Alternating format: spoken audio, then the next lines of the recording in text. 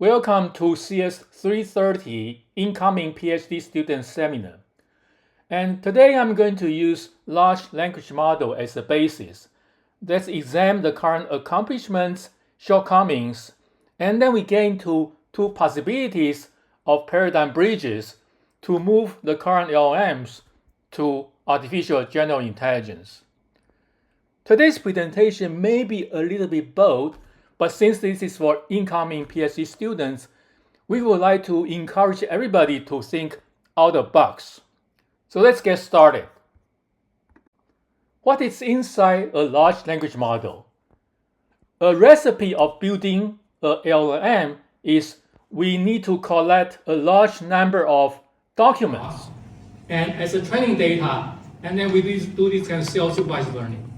And basically we are training a huge neural net. We call them transformers. And then because computation need to be very effective, efficient, so we put in a lot of GPUs. And that's about it. And when we produce this model out, what is the model itself? So when we try to train this model, it used to be BERT, right? Masked language model.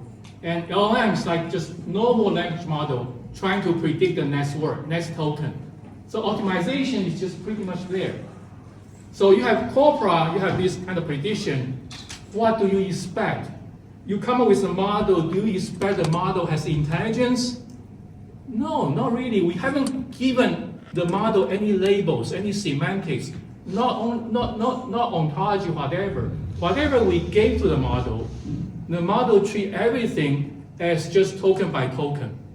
Transformer doesn't know your input is a piece of physics, love letter, or hate speech. It has no idea. It's just going over all the corpora, one token at a time. So at the end, you say, where are the semantics? No semantics. LLM is just a collection, a repository of patterns, and maybe latent patterns, and that's it. So when Yang Lucan keep on beating on LLMs for the last few years, if you just go to internet to search on Yang's critiques on LLMs, this is the latest kind of remarks happened in this year. And you look at those two words, right? I think it's probably too strong. Sucks or doom. And we do agree the current LLMs do have some shortcomings. As we just look at the LLM's training process, there's no intelligence in there for sure, which we have to agree. If you don't agree, we can debate about it afterwards. But then people try to say, okay, we suffer from a number of problems, hallucination, unable to do thorough reasoning, and then in the last 2 years, conferences published over tens of thousands of papers, but all trying to do patches, trying to do bandaids, and there's not really a substantial enhancements in the last few years. Maybe self-validation, maybe chain of thought, but let's just look at a few of them to see whether they have done some revolution or not. For example, chain of thought itself is not a formal reasoning method. Formal reasoning method can be divided into deductive reasoning, inductive reasoning, and adductive reasoning. Adductive reasoning means speculative reasoning. So if you give me a problem, let's say I have 5 eggs in the refrigerator, and now I buy 2,000. How many do I have? Then you say, oh, this is one way to solve the problem. Before I adding everything together, I need to formulate, say 2,000, each 1,000 is 12, multiplied by 2, add 5. This is one way to decompose the problem. But this is for sure a very simple problem. When you get into a real world, very complex planning problem, as an engine itself, it doesn't even know how to decompose the problem. So we were very happy using chain of thought to deal with small, very limited kind of problems. Then you have this reinforcement learning with human feedback doing kind of AI essay alignment. It's also broken. Let me just give you a very simple example. And there you have RAG when you do not consider your result is very good. You say, okay, I could do retrieval. I retrieve a bunch of things I think, heuristically I think should be useful, and input to your LLMs and do co-processing. And those are all patches, all heuristic. And haven't we learned any lessons from the heuristic-based era? Before 2012, actually I was heavily involved in ImageNet. I was a sponsor of ImageNet for $260,000. So before that era, everybody was doing heuristic based. And now we pretty much agree. Data-driven, data-centric is important. But why all these heuristic methods? So probably we didn't learn our lesson. And Demis, the CEO of DeepMind, once said, well, you know, AlphaGo Zero was very impressive. AlphaGo was preceding AlphaGo Zero. AlphaGo Zero basically saying, I don't need all those kind of human playing history. I start from zero. And eventually AlphaGo Zero, everybody knows, wins over AlphaGo by 100%. And Demis made a remark when he was here at Deep Talk. He said, wow, it's so hard to unlearn human stupidity. Because those are 60,000 human playing history. There were kind of records like I played with my colleagues. We were not so good, but I beat another person. That means nothing. All my moves may be stupid, but just my competitors were very inferior. So you're getting those 60,000 kind of, or maybe 60 million kind of playing histories. No, there are many stupid moves in there. So Demis was saying really loud and very well, saying, well, it's hard to unlearn human mistakes or human heuristics. And you do see in computer vision or natural language processing, before 2010, there were so many algorithms today. And in that era, because I'm pretty old, in that era, there are many papers get cited by over 20,000 times. And now they are not relevant because heuristic broken. You have exceptions here and there and all over the places. So big data definitely is the right way to do it. So all the patches, so far, we haven't really seen revolution. We do see like self-validation somehow improving accuracy a little bit, but that was still a hack. So we have to learn our lessons from like Newton's era. Between Newton and Einstein, eventually found out space-time can be flexible, not fixed. Relativity came out. Exactly 218 years after Newton's theory. During those 218 years, what happened in the scientific community? People came up with theories after theories, assuming the air is filled with ether, and all those papers, all those books today, nobody references them anymore. That's more than 200 years, okay?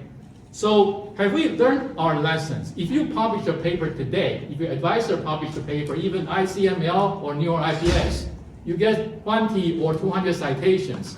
But do you think that will make a difference, or it's just a piece of ash in the history? So let's look at reinforcement learning with human feedback. Why this is sometimes useful for well-defined, like gaming. That's fine. You know the input concretely. You know the output, the results, winning the game or losing the game. You know all the moves, all the rules. That's okay. But in abstract scenario, it's just very challenging to solve the problem. So people using this one to do AI axis alignment, it's like whack-a-mole. Let's say I want my child to be tidy at home. And whenever she or he didn't prepare her desk, didn't make the bed, I say, oh, don't do this and don't do that. So every time I was chastised an instance, I was not actually doing behavior. So consider we go to a hotel, right? In the morning, before you check out, do you chastise your kid to say, make your bed before we check out? No, that's context dependent. You make the bed at home, right? So when you do feedback, definitely number one is context dependent. Number two, you want to feedback to shape the behavior of your LLMs, not instance-based. And number three, when you do instance-based, you inevitably run into subjective feelings or context, cultural kind of dependencies. So how do you reconcile those, right? So it's an average kind of feedback. Then you do propagation. The damage, not only you didn't do your job, but everybody knows it's forgetting effect, right? A lot of people doing machine learning research for the last 30 years. I did it, I graduated in '99 from Stanford. And we always saying, let's say we had a classifier. We have 5 different labels. We do a classifier and do very well. And now we have the 6th one. But the 6th one come in, we say we have to do fine tuning because we have a new label to kind of do prediction. Then people doing different kind of fine tuning, they say, well, they publish a paper saying, now we can classify the 6 different kind of cancer. They never went back to validate whether the previous 5, the accuracy stay the same or on par. In theory, because parameters get modified to improve your new disease, new cancer prediction, the new parameter will suffer, make the old prediction suffer. But go back to look at all the literatures in the last 30 years. Nobody cares about what other people did before. They only care about, I need to identify new cancer, not have new problem. I need to modify this classifier and make it better. Exactly, we have been doing that in the machine learning community. And forgetting effect, lots of people complaining, you can look at the internet, OpenAI become much more ethical, anthropic, well, their constitutions, but their coding quality degraded after you do bad prompt. Because original training, the parameters were optimized for a lot of different tasks. Now, because you want the machine to act ethically, doing bad prompt, the parameters got modified. So your original optimization were kind of affected, right? So at the end, this is the result. You are where the mode, it actually destroyed the machine. So let's look at what is LLMs. Then we can learn how to really fix it. So today I'm going to present 2 important concepts, all written in the book. By the way, if you scan the barcode, I will put up a new version just for 3 days for your consumption, because the book already get kind of acquired by SCM. They will publish the entire book formally in December. So I only have a small window in this week. I can just give you a free copy. But I need to go back to upload it tonight. Anyway, these 2 constructs, one is called UCCT and another one is called MACI. Let's go into this unified cognitive consciousness theory first. Basically, this construct is quite simple. And it's a path to build system 2 on top of system 1. Consider LLM is only system 1. It's reflexive, but it doesn't really have intelligence. It doesn't have semantics. So how it works, think about this picture, and we will describe in details shortly. On the left-hand side, you see a person doing fishing. And if you don't put any bait in your net, you just cast your net into the ocean, what kind of fish you get? It's whatever under your boat, right? That's called prior. But if you put some bait on your rod or in your net, like chicken or maybe bloody beef, then you have your target, you have your semantic, you have your intention. Once you have done that, you lower your net, you will attract different patterns than the prior. So the later is called semantic anchoring. The first part is just prior. What prior will give us? The most popular answer in the call. So maximum likelihood training is making sure when you predict the next token, that's the most popular token in all your documents. That may not be the most accurate token, right? So if someone, like a high school student, when they write essay, they probably get information from Wikipedia. So Wikipedia information get replicated so many thousands of times. So the majority opinion eventually altered by LLMs will be Wikipedia documents. And even Wikipedia editors openly saying only 5% of a document can be considered to be objective and high quality. So we are not really there with LLMs. So this is a very simple example of what is the answer of 15 minus 8. If you try different premium LLMs, you wouldn't be shocked.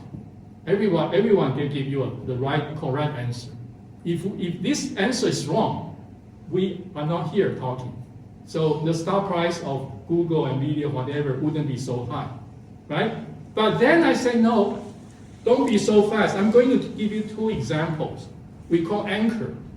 Suppose you want to solve the problem 15 minus 8, but I give you 2 examples. 2 minus 3 equal to 5, 7 minus 4 equal to 10 minus 4 equal to 11. So now if you ask all those 4 premium LLMs, you can, when I gave the talk before, a lot of people just do an experiment right there. What would you get? You will get 23. Because by only having 2 examples, the interpretation of minus get interpreted or inferenced into addition rather than minus. Think about this amazing thing. You have millions of minus in your corpora. And now with only 2 examples in this situation, this is called semantic anchoring. The interpretation of minus became addition, right? And importantly, this is not really doing a simple substitution. We never provide plus anyway in these examples. And this is called inferencing or posterior redistribution of this kind of inference. And we will come back to look at the slide in a few moments to see whether it's doing inferencing or it's doing reasoning. If it's doing reasoning, then different LLMs training with such large corpora, they should give you same answer, right? A minus 3 equal to what? Suppose everyone want to say, oh, you turn into plus, so 11. So everyone consider should give you 11 if they are really doing inferencing or reasoning. And in 10 slides, I will show you different LLMs can behave inconsistently. But for the previous example, they all alter the same number. So let's get a better feeling, because we still feel uneasy because it's us, it's not because of LLM. We look at it minus, we say, wow, since primary school, we know minus is subtraction, right? So we feel so uncomfortable, it's us. But you're changing the symbol to be any symbol. You say, I don't know what is that. Given the left-hand side example, you look at it, you feel much more comfortable. You say, oh, that's unknown. Now I'm doing definition for that symbol. So I get addition as a semantics. But in fact, LLM doesn't care whether you give a light bulb, you give an alpha in the middle, give a minus. To LLM, it's just a piece of token, right? So just doing reinterpretation. So now we have to differentiate prior to posterior. Whatever we see in the beginning was prior. Without any anchors, the default will be given to you. With some anchors, with some baits in the net, now we get posterior. And the precise Bayesian formulation is this following. So initially you don't have A, and now you get A. So there are two steps of inferencing. The first of all, once I put A there, I'm going to get some patterns, right? So my patterns in this addition situation, although it's subtraction, I say I have some expression, my output label will be addition. So that will be on the left-hand side. So once I collect enough patterns, I use those patterns to go out to do fishing. So I put my bait into the ocean. I try to attract similar patterns in the ocean. And now the patterns in the ocean is no longer fixed because you have your bait. So the patterns similar to the minus will swim closer.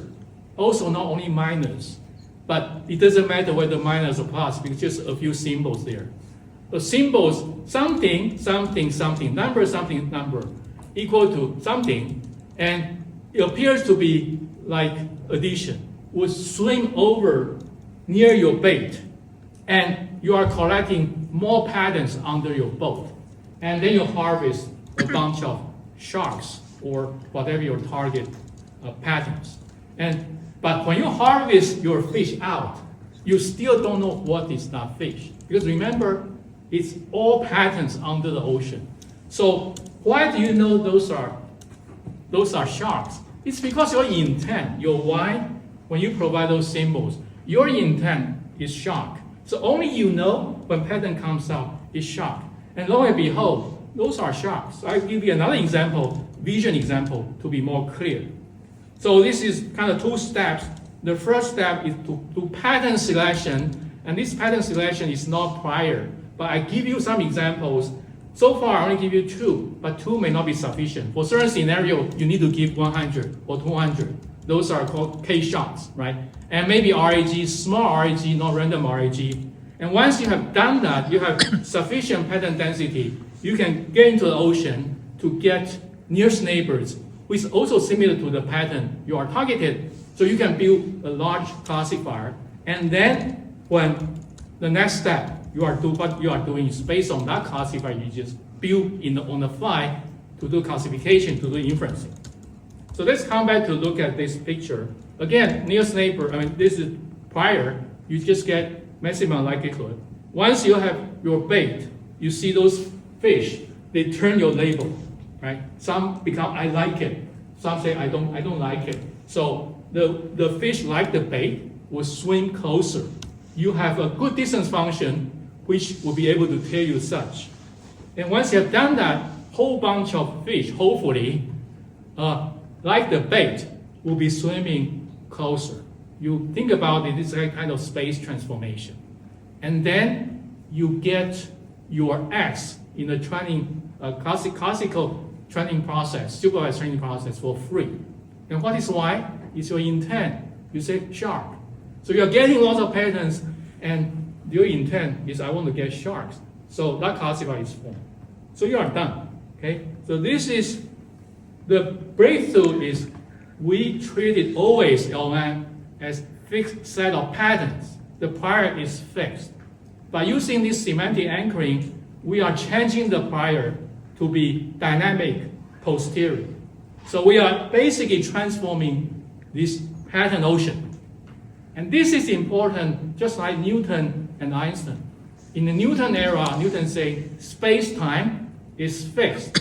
Einstein said, no, space-time is relative, right? So 218 years of waste, and you can see that in the history. And now I think maybe the treaty was still early. The papers still get rejected left and right. People just don't get it. But hopefully you can try to look into it, and we can have some discussion. That can be interesting. So let's look at another example. People keep on criticizing, saying, you know, LLMs are really bad. Or CNN in general, neural network, they are really bad because they demand millions of training data. Like FFAD has to generate this ImageNet. But like if I want to teach a 4-year-old kid what is a cat, I probably can just give her or give him 4 or 5 images. He or she can get it. But they totally missed the boat. We were born with an LLM, which is called unconsciousness. Unconscious is coming from our DNA. Unconscious was so powerful, it's not doomed, it's not sucked. Without our unconsciousness, we cannot breathe. We don't have heartbeat. We don't have metabolism. We were dead right as the embryo. Because of thanks for unconsciousness. Not only we have those, but also when we were a baby or a child before 4 years old, we have all our sensing organs opening, and we are sensing everything, although we have no idea what we have seen. We have no semantics, but we are seeing edges, we are seeing contour, we see cats, something walking here and there, but only after 4 years old we know something about language. Our parents saying, you know, that is a cat, that is a cat, that is cat. We harvest only 4 patterns, using those 4 patterns as bait, going into our unconsciousness, finding all the cat patterns we have found before, we have seen before, and group them together, and now we have a classifier. And that classifier not just have 4 samples. That classifier has maybe 100 samples we have seen before. So using this example to walk through, if I give LLMs on the top, right? LLM is underneath. I say, I give you 4 examples. Those are cats. So what the encoder will be doing is saying, oh, I'm going to encode your cats into my representation under my LLM. So once he has done that, he will just go into the ocean to harvest other similar patterns. Then you build a classifier in the middle. And now you say, what is this? Right? This is your query. What is this? And lo and behold, encoder will do the encoding. And now you have a beautiful classifier sitting there. Classify this unseen instances for me. It's a cat. So you cannot scold unconsciousness. So Yang Lu Kang, don't scold your unconscious to be doomed or sucks. We need unconscious, we need all those patterns so we can build system 2 on top. Okay? So hopefully at this point it kind of explains what's going on. Think about our unconsciousness. Most of the things we've done is operating in unconscious mode. And I'm not going to get into much more detail, but Einstein used to say, innovation doesn't come from consciousness. Innovation comes from, during consciousness, we are learning, we are writing a lot of information because we learn repetition and habitual. Eventually, those information get written into our consciousness, stored in our neurons. So when we go to sleep, everything gets synthesized, neurons get rebuilt, new parameters kind of get tuned. And when we are in shower, or like Einstein said, I walk on a hill behind my building or office, and I was whistling, then unconsciously informs my consciousness. I'm ready. This is relativity. Okay? You have to prepare, study so hard to prepare your unconscious, just like LLMs. But when innovation comes up, it's because you're anchoring and eventually because your unconscious has all the things prepared and notify your consciousness is here, it's available. And we have limited amount of time today, so I cannot get into much more detail, so everything should be left to you as homework. And this is an important phase transition function. And how many K do you need to have? How many examples do you need to have? This one shows, on the left-hand side, it's kind of phase detection function, anchoring. Then you need to have enough anchoring strength.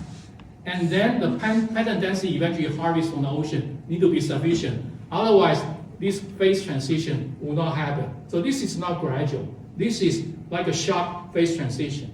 So this picture can probably show you my intuition. On the left-hand side, when you have bait, but your pattern density is very, very sparse. So the fish cannot smell what do you have. So therefore, you probably won't be able to generate a good classifier. On the right-hand side, when you have higher density of your bait, you can be much more successful. And the transition function, again, just like a sigmoid, and it's very similar to what Schrodinger has said, right? Quantum jump is when you have certain situation in low energy, and then you accumulate energy to a certain situation. They say, I have peripheral vision, even I'm looking at you, but my unconsciousness still have peripheral vision. When suddenly a person was kind of upset about my talk, threw me a shoe, and I really saw them. And when threw me a shoe, my unconscious will tell me, oh, something dangerous is happening. So my conscious will be awakened, look at it, and deal with it. That's how human conscious, unconscious working. Think about learning bike. We start balancing ourselves when we didn't know how to bike. Then eventually biking balance become habitual, written into our unconsciousness. So nowadays you look at people biking out there, they are playing their cell phones, whatever, they are not balancing. Everything is reflexive until they say, whoa, there's a pedestrian showing up. Okay, that's a context switch, that's a quantum jump. You get into your conscious level, you have to deal with the situation, it's unexpected, and you have to learn something or you need to deal with something. Okay? And this is not incidental. You look at this transition function, phase transition, all over the places in your net. So this discovery is kind of counter, we call the whatever law we have been talking about, saying, well, you have more data, you have more parameters, your LLM, the performance will keep getting better and better. But performance gets saturated eventually, right? But this theory actually shows not really. When you do semantic anchoring, the accuracy is not gradually improving. It's a phase transition, it's a jump. And to pretty much conclude the first part, so I would say, well, not so fast. I did a lot of experiment in the last 3 years. I probably was one of the heaviest users of LLMs. And you say, if I give you this example, I give you 2 examples, also minus, and I say, what is 15 minus 8? And DeepSeek and Gemini say 23. Wow, happy. Flip the sign to plus. But Cloud saying 70. Wow. So would that be a big problem? Such a simple problem. But when GPT-4o says it's also 70, now you have something to think about. Okay? And take it home as a homework. This is actually a good thing. This means all the 4 LLMs are doing inferencing. They are not doing reasoning. If they are doing reasoning, after you have seen so much data, billions, trillions of instances of data, you shouldn't have disagreement. It's not. It's inferencing. It's data dependent. How come GPT and the cloud gets to different formula? Let's show you the formula. How did they get? They get much more complex expression. But surprisingly, that's sort of like the pattern they derived. But if you want them to be, all 4 to be the same, it's not hard. You give another 2 or 2 samples, and they will all convert, right? So that was very interesting. And these are some theory proving. You can refer to the paper. By the way, the paper hasn't been accepted by a major conference, sadly, but probably won't be accepted never. So that was the reason I have to write a book. Okay, that's the problem with shifting the paradigm. So the final topic, because I run out of time, and I only have 5 more minutes, and people need to walk to SRC, right? And I've talked to the professor Osama saying we will be late for 5 minutes. And the important thing is, okay, now you told me this anchoring problem theory. How can you apply them? There are 4 applications. Few shots you've seen already. Fine-tuning can be helpful. RAG, rather than blindly go out to do search, now you do RAG can be predictive RAG. Because once you have gotten data, let's say I get some sample data out there, I can test whether my sample data can improve information density. If not, I say, no, I'm not going to do it. And the interactivity, multi-agent debate. So multi-agent debate is also a that's very, very sad story. I've done multi-agent debate for about 2 years, and I think I did it right, but the entire community did it wrong. But again, my paper cannot be accepted by top conferences, because when you do multi-agent debate, it's not just information exchange. Hegel has said, it's a famous philosopher, when human has intelligence, it's because humans communicate with each other, exchanging ideas. It's information only. If you only have information, you don't have the second dimension, the debate will never work. So in closing, I just give you one example, leaving out all the equations. So you have this debate scenario, you have judges, right? Everybody has seen debate before, it's nothing new about this. But the only difference is, instead of having just information, we also need to regulate debaters' behavior or emotion. That has never been done. And why do you need to do so? In a book, the first UCCT, you can look at those 2 chapters. The debate will be the remaining 3 chapters. And finally, we do long horizon planning and reasoning. It hasn't been able to do it right now, but the paper was actually published in VODB. That was a good news. So intuition, if you have this kind of debate in Congress and Senate with Democrat and Republican, or in Japan or Taiwan parliaments, do you think this kind of debate will yield you any information or good information, good results? Nothing, because they are going to review each other. Whatever you say, they will say, well, it's right, it's reasonable, but it's very expensive. We cannot do it. It's not feasible, okay? And even worse, they probably give you bad labels, and you are right, you are left, whatever, without getting any substances. So when the contentiousness or attitude between 2 parties are extremely high, then no fruitful results. So you need to have something like 90% to start with. Why? Why we need to have contentious? Because you want to get different opinions, different perspectives or breadth from both parties. If you don't have, all the debaters will give you prior. What's the problem with prior? The prior could be different, slightly different LLMs. At the end, like for example, some paper published recently saying debate never work because without debate, just using multiple agent voting, we can win out over debate. But I say, what is your benchmark? The benchmark is multiple choice. I say, what? Of course, when you do multiple choice, your context is fixed. There's no place for you to improving your breadth. You don't need to go out to get different perspectives. And your solution is only 4 sitting out there, and 2 of them you can eliminate right away, only 2 ambiguous ones. And if you have 5 LLMs, just by doing voting, of course you can improve it. That's called, right, expertise, whatever, mixture of experts. But in an open scenario, when you have national security problem, you do financial planning, no, you need to actively getting so many different perspectives, and they try to reasoning, and eventually from breadth to depth. Exploration, then exploitation. Then you have to modulate the debater's behavior or attitude. You start with 90%. Then use the information theory to gauge the entropy, gauge your mutual information. If they started to kind of converge, that's great. You lower down their contentiousness. If they have no contentiousness, like if we have a friendly chat in the kitchen, we will not yield any productive research. Because we will be polite to each other. Like when I treat my children during Christmas, I will never criticize their work because I hope next year they will come back again. So there wouldn't be any helpful comments from parents because I love to see them year over year. right? So this is so important. You modulate contentiousness, and this table is critical because this table was not generated by myself. It's after I've done lots of debates with GPT or cloud. I say under different contentious levels, between 0 and 100%, and basically we use 0.3 to 0.9. I say you have done debate with me for a few weeks. I was also working with some senior faculty members. In the beginning, because I didn't set this value, and all my debates at the end, this Pratt actually told me, said, your debate was intriguing in the beginning. Then I look at your transcript, they are completing each other's sentences. Oh, they are talking in the kitchen, sorry. So when you modulate, look at what GPT said. Under different contentious level, I'm using different tone, using different linguistic pattern emphasis, and this is really interesting.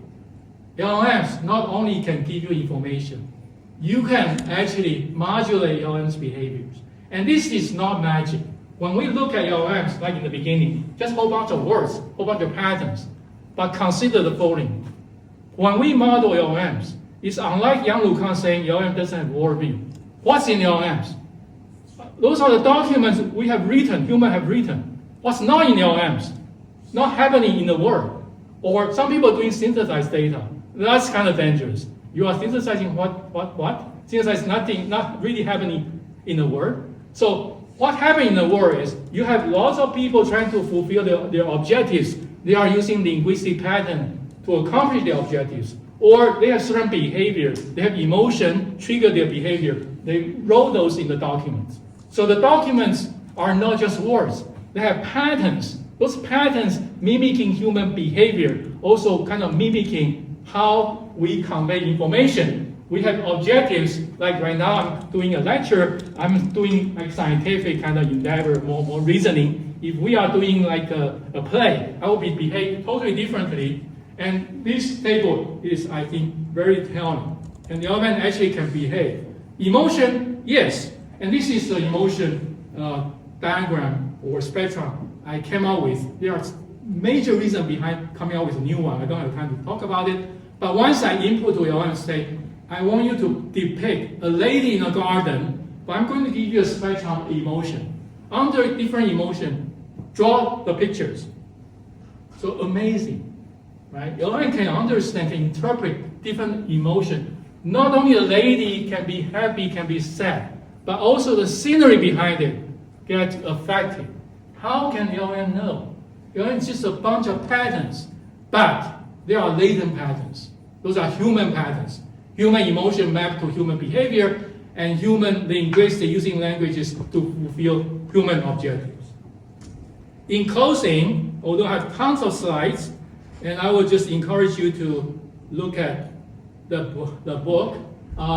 Tonight, I will make it online just for 3 days because the copyright has been acquired. And the presentation I made today, hopefully, it's according to LLMs, they consider these two are marginal paradigm shifts. Thank you very much.